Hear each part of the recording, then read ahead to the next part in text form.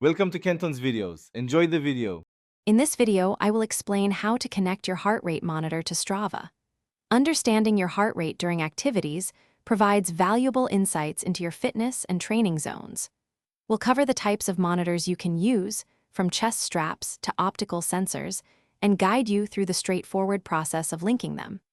This will help you track your effort more accurately and optimize your workouts for better results and improved performance.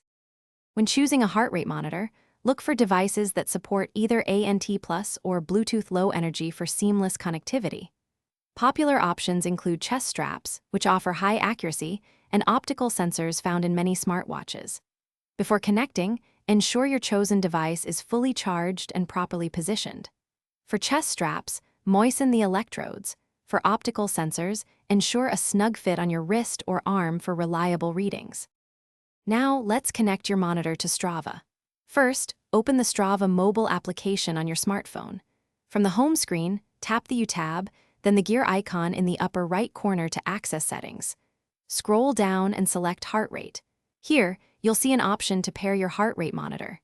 Ensure your monitor is active and nearby, then follow the on-screen prompts to complete the pairing process using Bluetooth or ANT+.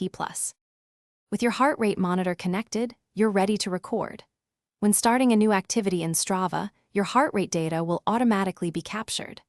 After your workout, you can review detailed metrics like your average heart rate, maximum heart rate, and time spent in different heart rate zones. This information is invaluable for understanding your effort, optimizing your training intensity, and tracking your fitness progress over time, helping you achieve your athletic goals. Thanks for watching. Consider subscribing if we helped you.